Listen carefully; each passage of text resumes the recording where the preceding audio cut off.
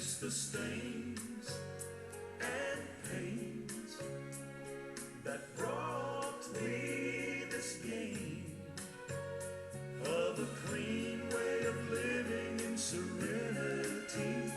It's believing in a power that was greater than me, that could set me free from the stains and pains.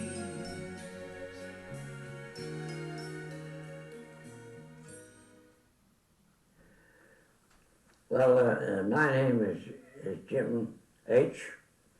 I'm a recovered alcoholic. Now, I say recovered alcoholic because I became sober 70 years ago, and I have not wanted a drink in the last 70 years, and I call that recovered. My sobriety date is December the 12th, 1934, one day after Bill Wilson. His was December the 11th, 1934, in Town Hospital in New York. Mine was in the YMCA in Frederick, Maryland on December the 12th. I was born in February 21st, 1906. So in 4 months' time, I will be 100 years old.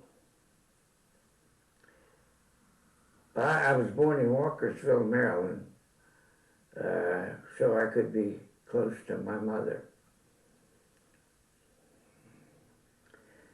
Well, I was raised on a farm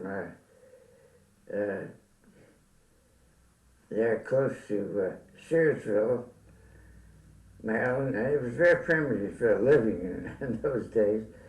Back in 1906, we had no electricity. We had horse and buggy travel, and I remember we did get a telephone later on, but it was a party line, and we had 8 or 10 people on the same line, and it was very hard to get the line because someone was always using it, or everyone was. There was no TVs in those days, no radio, so they used the telephone for entertainment, and they would listen to everyone's conversation. And no one had any private life at the end of those times, because everyone, whatever was talked about on the telephone was general knowledge. I'll guarantee you. So those were the conditions that I grew up under, and that's where I discovered when I was 5 years old about my mother's dandelion wine.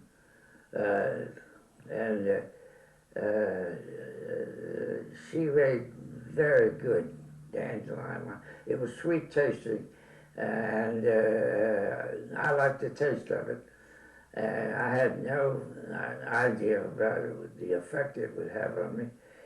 So I just drank it in any quantity, and I discovered the bottles were getting empty, so I'd fill the bottles up, began to fill the bottles up with water then, so she would know.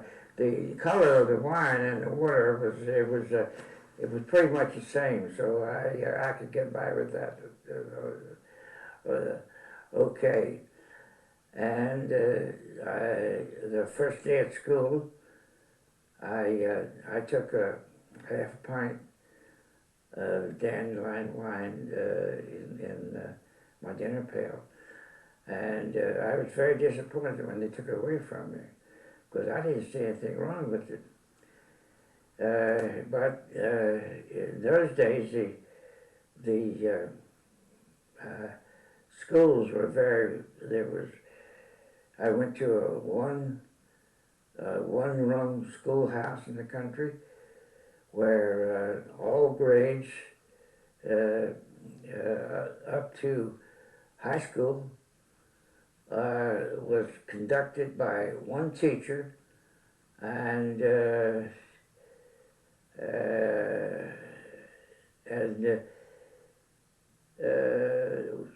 would only be one or two people in the class sometimes, but everyone knew. It was like the party line in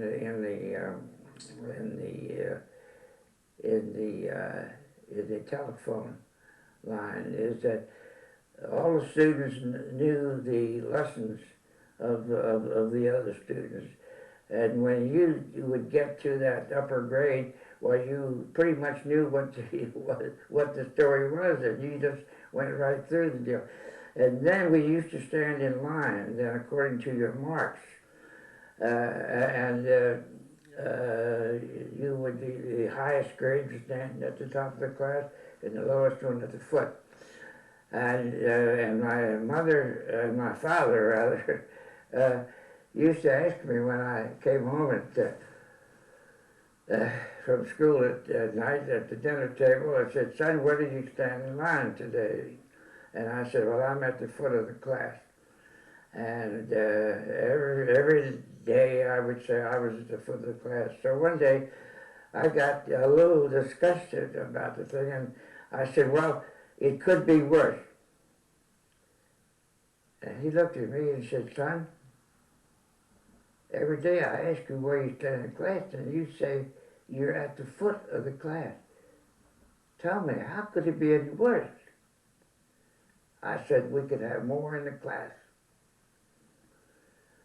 And so that's the way I got by with that. So that was my schooling in those days, and I continued then on the wine business. I continued to drink that on until I was in my teens. But when I was 8 years old, 1914, the First World War started. On the First World War, a strange thing happened.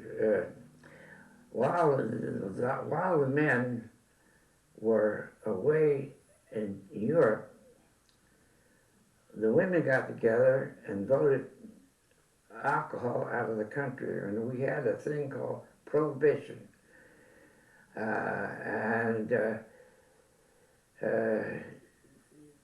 It's difficult to have you understand what Prohibition was like. You have to realize that there was no liquor store, there was no corner bar where you could go in and get a drink. It was illegal to have any kind of alcoholic beverage in your possession.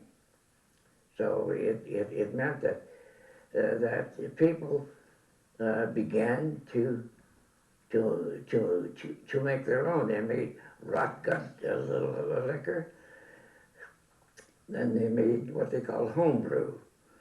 Now, homebrew was really bottled beer.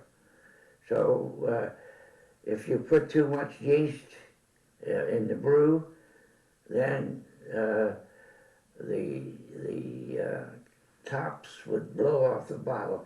And if you had these in the cellar, often while you were sleeping at night, you would hear these tops come up against the bedroom floor and wake you up actually sometimes. So this was quite a common experience. So you learn how much homebrewed was. There was no place you could drink this.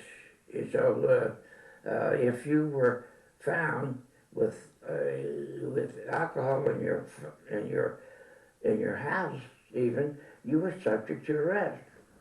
So people began to make padded cellars, padded rooms down in their cellar, where they could go in and have parties and get drunk, if you will, but so that no one would hear the noise. But that is a condition that we lived under in those days, and that's what I grew up in my teens with under the homebrew era. Of course, you began to, you had a fellow coming into the picture in those days called a bootlegger. And he was a guy who made liquor, and he bought liquor from Canada or brought it in illegally. And, he was a controlling factor in the things those days. And I remember one day I was looking for something in someone's home. I can't remember the details anymore, but I opened the door to a cabinet, and there was a lot of exotic liquors. There were wines, all kinds of whiskey and gin, and very expensive. So I stole all of this material. I didn't realize how dangerous it was, but I could have been killed at any time if I'd have been found taking out that bootlegger stock. But that was one of the danger spots in the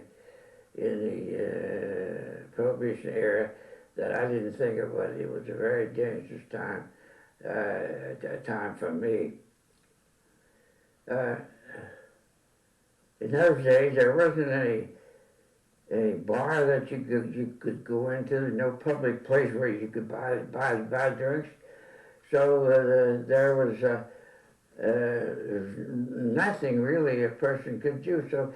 So the drinking in people's lives was then confined mostly to weekends.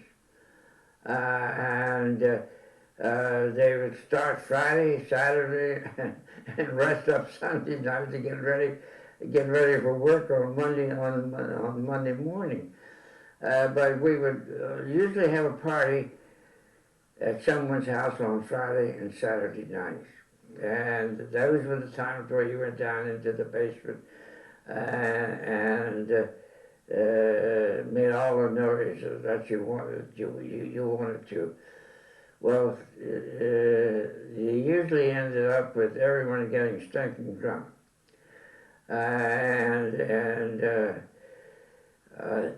I seemed to specialize in this, and often I didn't get home at night. They would take me and put me in the family bathtub, and I'd sleep all night there in the bathtub. And my wife usually went home without me, and she didn't drink at first. And then she got tired, over a period of time, she got tired of coming and getting me the next day out of the bathtub and taking me home or dragging me home dead drunk at night. So then she started drinking herself. And then we did have a problem, because then instead of having one in the bathtub, there wasn't it was a case of who got in the bathtub first, who had priority on the deal. But those were the hectic days that we spent during the Prohibition era. Well, this is a story of my life before I met the Oxford movement. Well, the Oxford group was a movement, it was an evangelistic movement started by Frank Bookman, and it was very popular in the mid-30s. And we had a fellow in my hometown who was the president and owner of a hosiery mill. And they made ladies' nylon hosiery, which was very popular in those days. Well, he wanted to go to a meeting in Baltimore on December the 11th, 1934, and I want to make that date an impression of that date because that a lot of things happened then. And it was a Friday night, and it was a foggy night, and he called me and asked me if I'd drive his car to Baltimore that night. And it was just a way of getting me to the meeting because he figured that I was a young fella in the town and I needed a little changing. So I very innocently drove his car down, and I began to see that this group was talking about change. And we had about 500 people at the meeting that night, and they began to put a little pressure on me about changing, and I sloughed them off because I knew that he had this same man had arranged to bring the smaller group to Frederick on the next night. So I said, I'll see you fellows in Frederick tomorrow night. So they came the next night. This was a Saturday night. It so happened that that night in New York City, Bill Wilson was in the town hospital and had a very dramatic experience of change in his own life, and actually a St. Paul conversion. And he was an atheist up to that time. And God came into his life in a big way, and that was a very important date. We must keep that in mind. Well, the next day, I met the Oxford group in Frederick, Maryland. And they brought about, I'd say 25 people to the YMCA that night.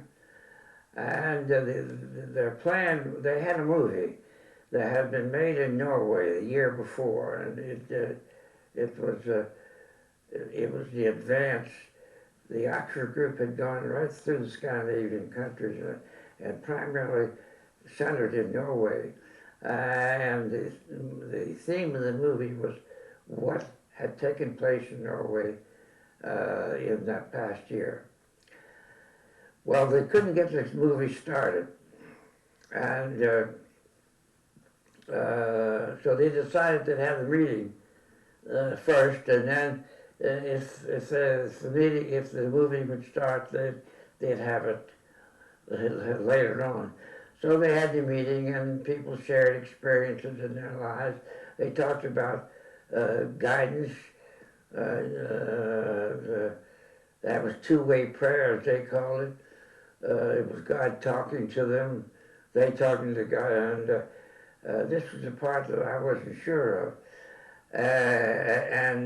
So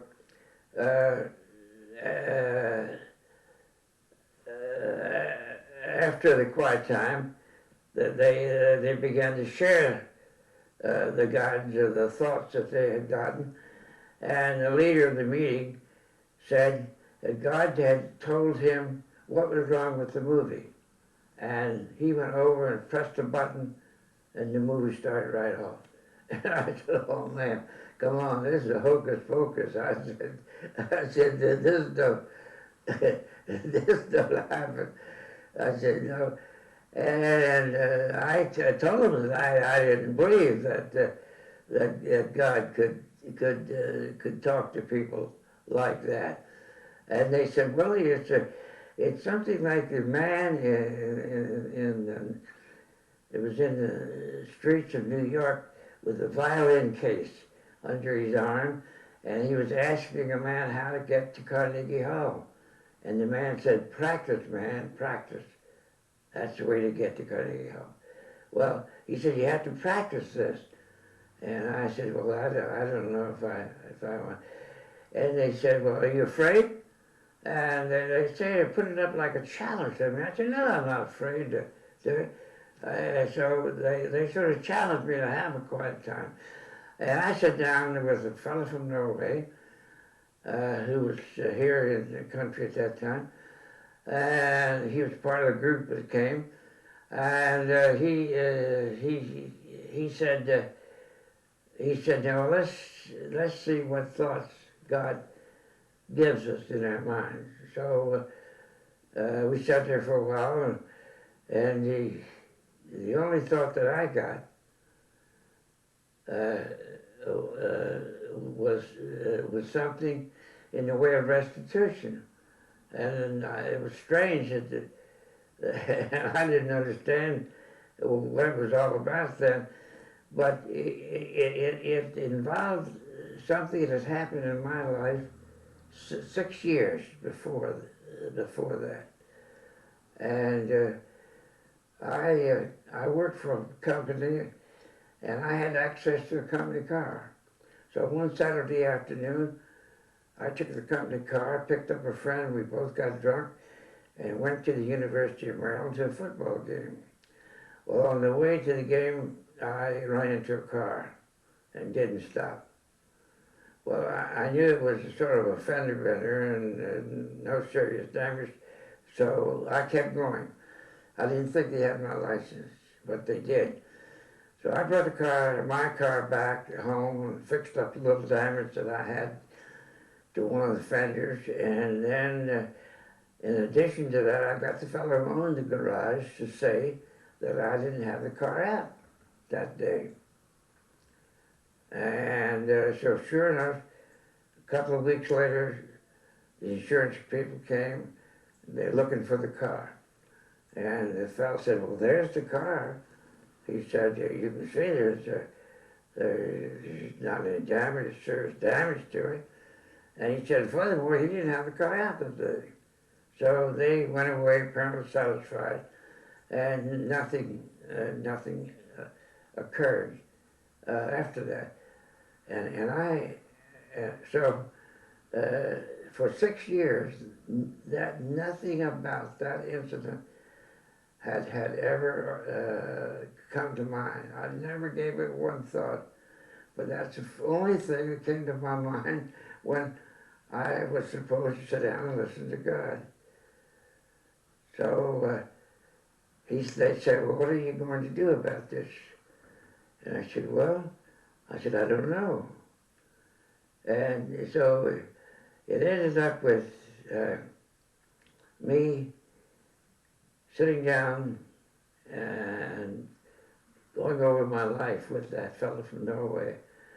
And at that time, I dedicated my life to God anew. It was funny, in that YMCA, in that same room, 16 years before that, I had been involved in an evangelistic meeting, and the evangelist there gave an altar call, and no one went up for the altar call. So he then assumed some strategy, and he asked that if anyone would give their life to God, to hold up their hands while they were in prayer.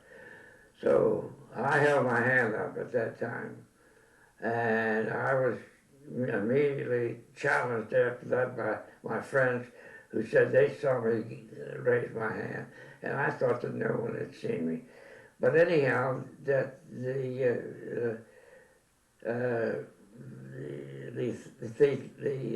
my decision didn't take because there were other Christian people around me, And I wasn't living any different, or they weren't living any different than I was. So I just figured that I was living par for the course. So I didn't have any idea that I was living a life. But this was something new, and I began to get other thoughts, and soon that I got the thought that when I moved from the farm when I was in 1918, I was 12 years old, and as I said before, we didn't have electricity on the farm, and when we moved to town, I was very interested in electricity. I was fascinated by it. So, I started to work for a fellow who owned a wholesale, retail rather, electric store. I worked for a nickel an hour. I worked 10 hours a day. I got 50 cents a day. I worked 6 days a week, and I got $3 a week. Well, I couldn't, I wanted to experiment with running extensions around the house and putting a light here and putting a light there. But I couldn't do much on $3 a week, so I stole all the things I needed. And this was a retail store, and I delivered packages to customers, so whatever I needed, I would wrap up like I was delivering it to a customer. I'd take it next door and then pick it up when I went home, and that's the way I got the material out. So now God's telling me to go back and make restitution. To be honest with the store owner, the only difficulty was that 16 years have transpired in the meantime, and he and I are now on the same board of directors as the church, which makes it a little bit sticky. So I went back and I said, Homer, you remember when I worked for you? And he said, oh yeah, sure. I said, you realize I guess that I was stealing from you. He said, no, I had no idea. He said, well, I'm sorry to hear about that. But I said, I want to repay you the money I think I stole of the goods. And I don't recall how much it was anymore, but he said, I can't take this money. I'll have to give it to the church or something. I said, well, that's your problem.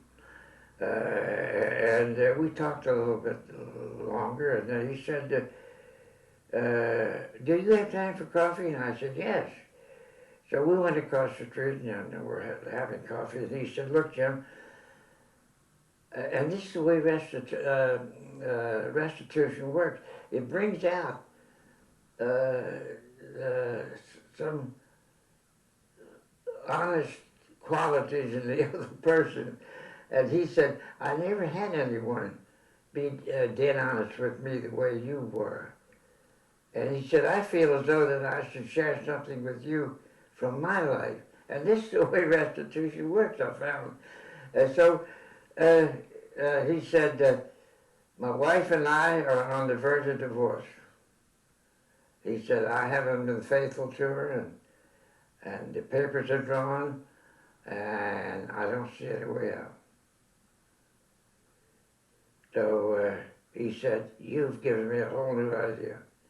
He said, I'm going home and be absolutely honest with my wife, as you have with me, to see if I can't save my marriage. And that's what he did. And they never got divorced. And to me, this was an amazing thing. I was only possibly 2 weeks into this Oxford group business when this guy, God actually brought this person into my life, and I saved his marriage. And that was and that was an amazing thing. And I found then that we had access into other people's lives on the same basis. So then God continued to talk to me in morning guidance. In the Active Group, we had daily devotions, and we always had a time for listening, where God could speak to you, and we simply wrote these things down so that there was nothing magic about writing them down. It was just so that we wouldn't forget them.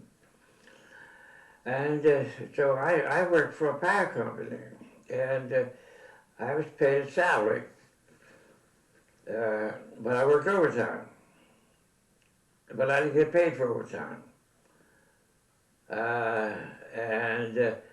So I felt perfectly happy and justified in padding my expense account, taking my personal letters and mail in and putting it into the company mail, trying to compensate myself for the overtime that I worked. In addition to this, I also had a jumper on my electric meter, and I knew how to fix the meter, and because I worked for a power company in Florida earlier, and not only that, but I had a jumper on my mother's meter, and she had a restaurant, and that was a big one. So I had the thought to go in and make restitution to my company for this amount of money. And I went into the president of the company, and he was a big churchman. And I told him the story of me having jumpers on the meters and padding my expense account. And he said, well, Jim, I'm sorry to hear about this. He said, but he said, I don't know what you want me to do about it. And I said, well, I hope you don't fire me. And he said, well, no, he said, I'd be foolish to fire you, because he said it's too hard to get an honest employee these days. So you don't fire them as soon as you get one. But I said, what I want to do is pay the money back. Oh, he said, you want to pay it back? I said, I want to make restitution. Whoa, he said, well, you go see. And he told me the name of the person involved. It was a clerk in the accounting department. His name was Wilson Cook. And I wanted to I remember that name, and it's part of the story. So his job was to sit there all day long at his desk and talk to customers. They were coming in complaining that their meter was running high. He sat there all day long to try to convince person after person that their meter was not running high, that their meter was all right. And so his whole philosophy in life was geared into the thing of keeping the bill the same. So he said to me, I told him the story, and then he said, well, how much do you think you owe? And I said, I think it's around $500. And now, in 1935, $500 was a lot of money. I was only making $110 a month then. And so he said, how much did you say? And I said, 500. He said, oh, it couldn't be that much. And his whole philosophy, his whole idea was changed. And instead of holding the money, he talked me down. And he talked me down to $250, I remember. And then he said, well, how do you want to pay this now? And I said, that's it, I don't have any money. And he said, I said, can I pay you out of my paycheck each month? Something. He said, yes. So that's what we did until the $250 was paid. And it took quite some time, but I paid the full amount. And then I had my wife to make restitution to. There's a small college in our hometown where my wife had come as a student, and of course the plan in those days was the town boys always went with the college students, and we fell in love, and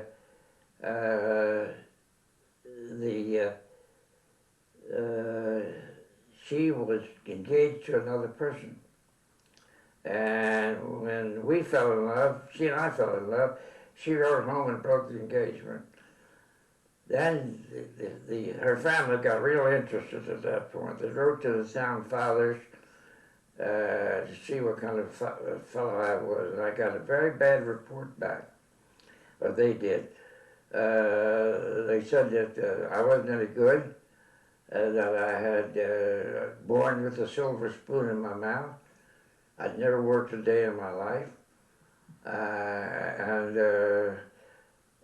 nothing was good did they say about me. So they told her what had happened, but that didn't change her mind.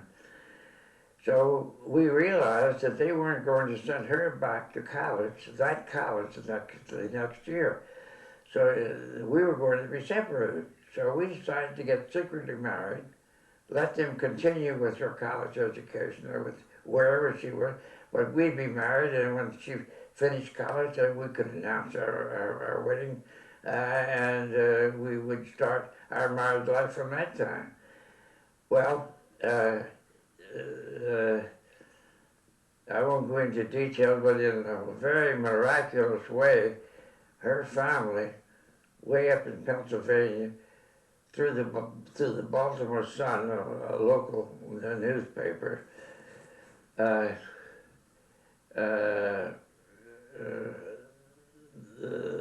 one of the farmers up there saw the wedding notice in the Baltimore Sun, and my wife was confronted with this by her mother and said, "Is this you, Elizabeth?" And she said, "Yes." She said, "Well, tell James to come up and get you." So I was 24 years old. I wasn't ready to take on a wife, and didn't have any place to stay. Didn't have any furniture. We didn't have anything. And so I had to go up and get her and bring her down. And I lived at home for a while, and we began to gather things together. And we weren't married a month before I told my wife I was sorry I ever saw her. And that was my wife was a very proud girl, and so she wasn't about to go home and say, "You were right, this guy wasn't any good, I'm going to come home." So she decided to stick it out. So I was 4.5 years into a downhill marriage, going nowhere but to chaos. So then it was during this time when all of this drinking had taken place that I described in the Prohibition times. And then it's a matter of restitution. How do I make restitution with my wife? So it took me 3 nights. I would start talking to her about my life, because you see, she'd only known me 9 months while she was in school. We only saw each other on weekends, not during the week at all. And we just had dates in the college on Friday and Saturday nights. And so she knew absolutely nothing about me. So I started talking to her when I'd come home from work. We'd talk through dinner, after dinner, until we went to bed, often after we went to bed. And it took me 3 nights of that to get through my whole life story with her. And it was a lot for her to take. But she said, I realize now, she said, that you being honest with me about your life, that we have a chance to start to build a family, a home, on a completely new basis. And that's what and that's what we did. And so then our life really started from that point. So at that time, my sister, bless her heart, was making book that my marriage wouldn't last a year. So a marriage that wasn't supposed to last a year lasted 57 years. And so the Oxford group gave us a completely new purpose for our life. It was a life-changing formula that we had. It consisted primarily of 4 standards taken from the Sermon on the Mount. And there was a Presbyterian theologian who was explaining the Sermon on the Mount and saying of all the things that Christ was talking about at that time in those early chapters of Matthew there, it boiled down to just 4 things of honesty, absolute purity, absolute unselfishness, and absolute love. And that was the thing to gauge your life by, to see where you should. You see that there's no person that anyone who's listening to me here at this time, there's not one person that you will find that doesn't have at least one thing to put right in accord with those 4 standards. Otherwise, you'd be perfect, you see. So, but the problem is that most of us have a lot more than one to put right, and so that's where the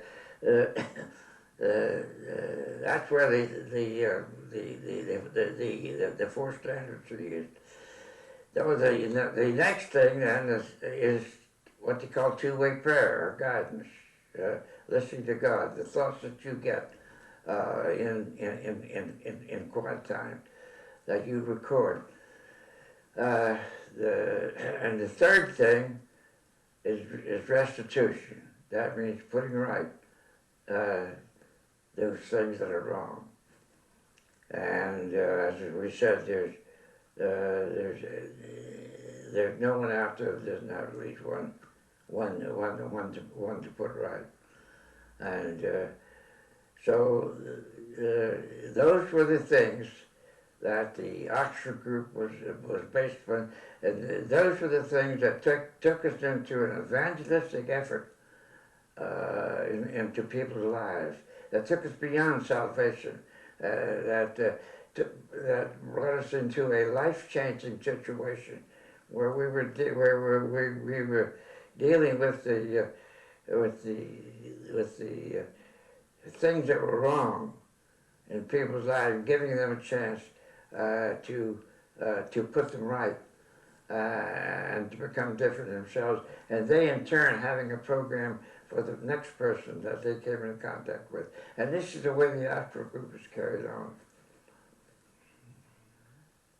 In the late 30s,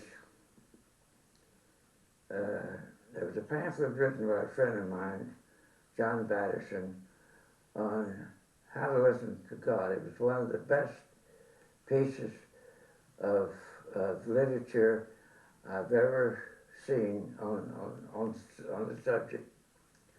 And this is still available if people want to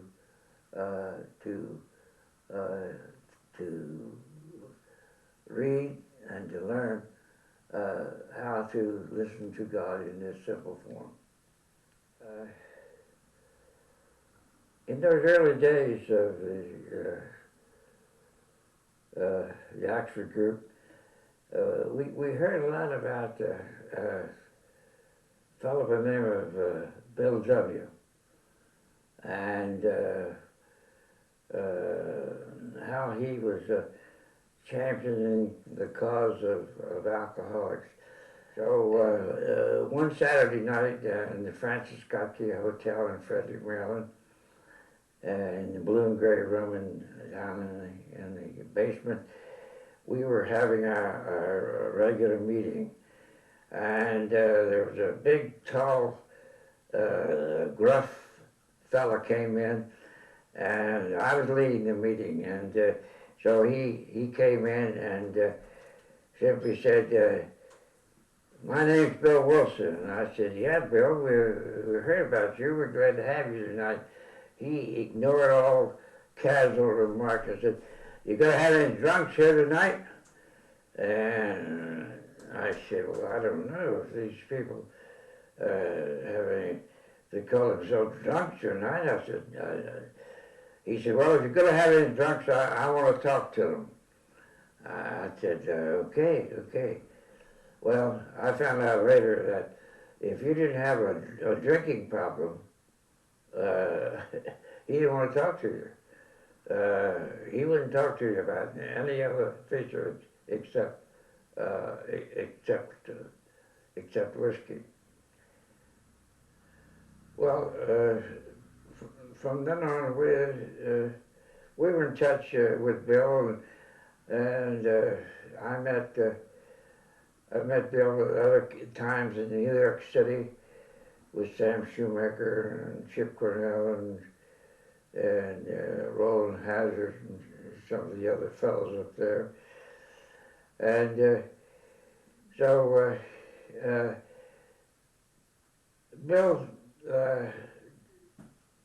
was not really satisfied with what was said. He wanted to just deal with alcoholics, and in fact, in Sam's Shoemaker's church up there, he was found that he was siphoning off people with alcoholic problems for the Oxford group and having meetings just for them. And they soon put a halt to that. They told him that he couldn't do that. He had to give the whole answer, the whole philosophy of the thing. So he was in 1937, I guess. He went to Frank Bookman and told Frank that he thought he would like to give his time and his effort and talent, whatever, to just working with alcoholics. And Frank said, well, Bill, if that's the biggest thing you see for yourself, go and do it.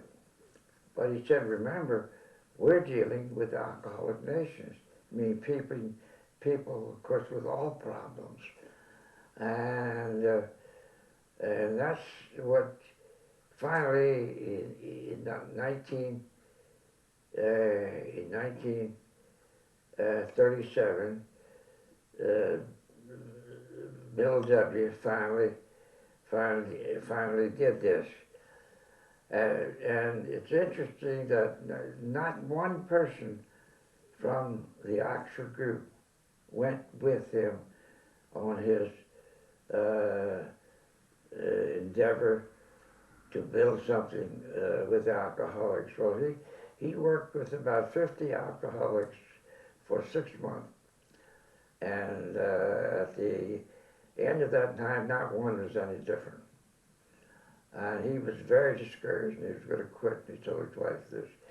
But his wife Laura said, wait a minute, Bill, you have to remember that not once during that time did you yourself want to drink. And Bill said, that's right.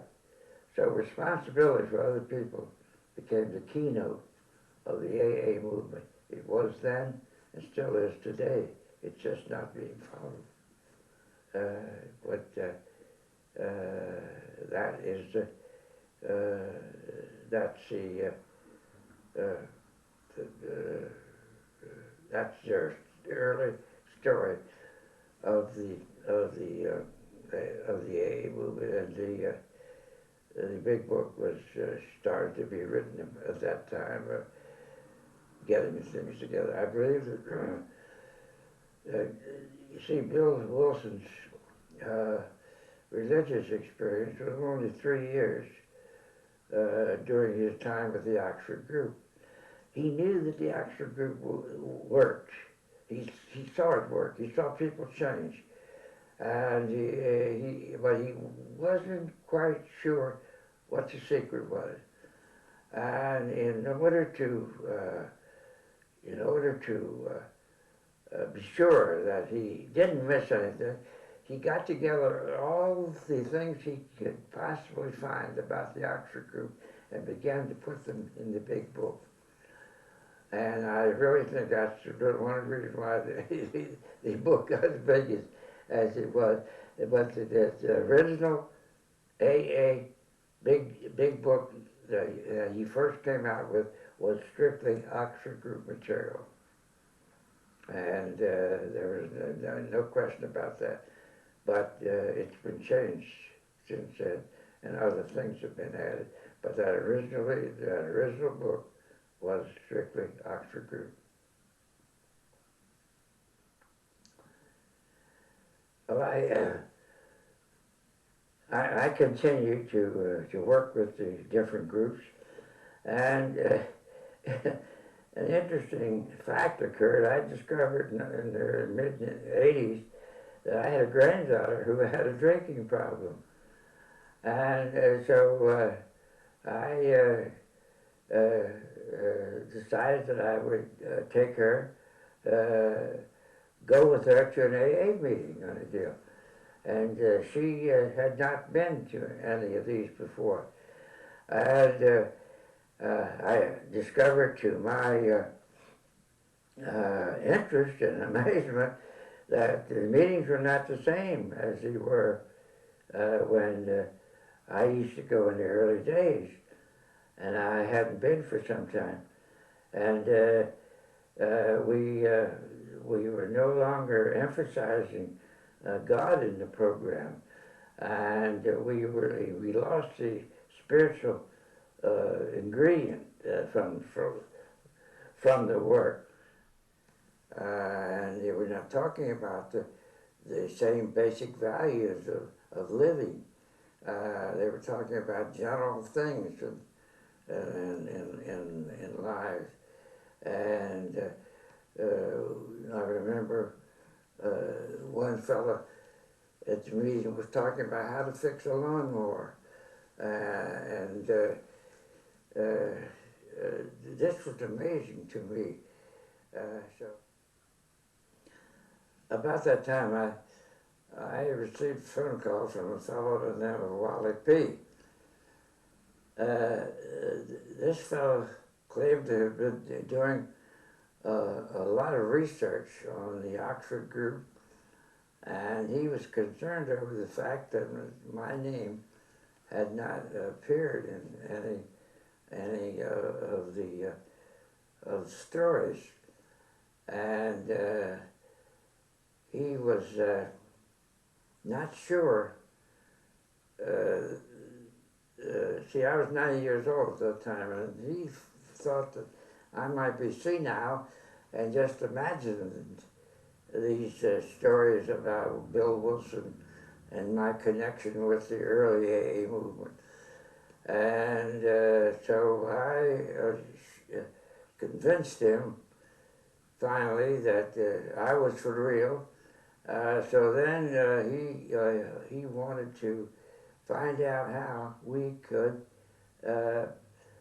put some of the original values back into the AA movement. And we began to develop a seminar that we could take to different parts of the country. And so I became a part of this and traveled a great deal in those early days. I was 90 years old at that time, and I got quite involved into the program, and became a part of this life-changing effort and effort to restore the basic values back into the AA movement, where they could be carried on by individuals. But regardless of what you feel about Bill Wilson and his work, if you'd have never had Bill Wilson, you'd have never had the AA movement. You never had Alcohol Anonymous. This movement would never have come out of the Oxford group, because we didn't deal with the individual problems that Bill wanted to do. So if you'd never had a Bill Wilson, you'd have never had the hundreds and hundreds of thousands of people whose lives have been changed by the AA philosophy, and continue to do what we want to do, is to make the philosophy, to restore the philosophy back to some of its original values, where it can be repeated in people's lives, and where people can take initiative for developing this into the lives of other people, and that the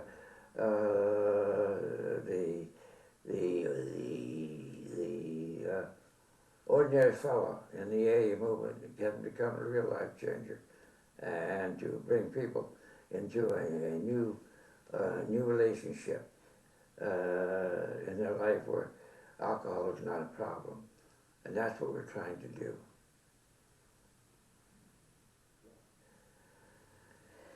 So that's the way it is. That's the way it is now. That brings us up to date. I started this when I was 10 years ago, when I was 90 years old, and now I'm 99, and in 6 months I'll be 100, and I am no longer able to travel the country as I previously did, but I find that the work can be carried on over the telephone, through letter, personal visits with people coming to my apartment, and this is happening almost every day. Hardly a day goes by that one or two people will call me to talk over problems of their life, and how they not only can change their own life, but how they can be used in changing the lives of other people. And that is what we're constantly trying to do, is to get the AA movement from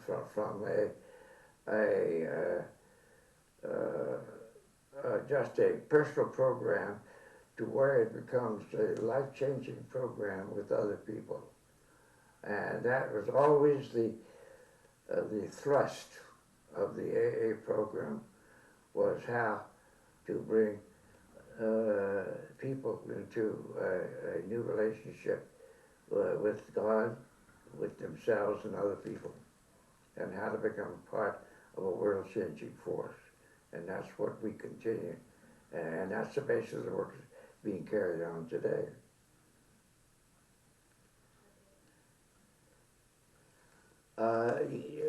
You see, the program today,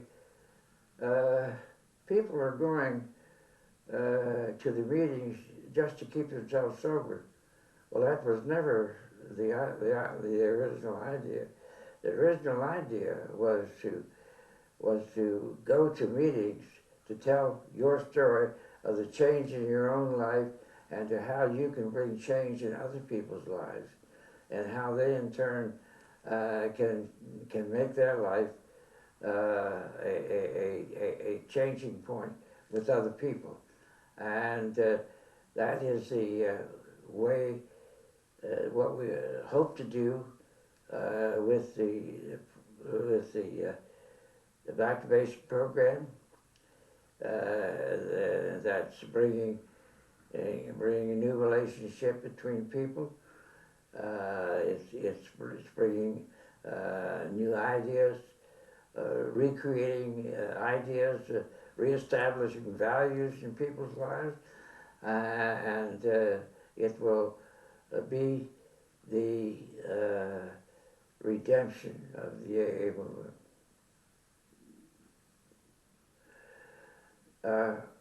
You see, no one out there would allow garbage to be served at their table. Yet we allow garbage to exist in our private lives. And why do we do this? Now, the Oxford Group had a formula for getting rid of this garbage in our lives. You see, a lot of people really don't want to change. They like what they're doing. They like the taste of it. They like the feel of it, and they claim they're addicted.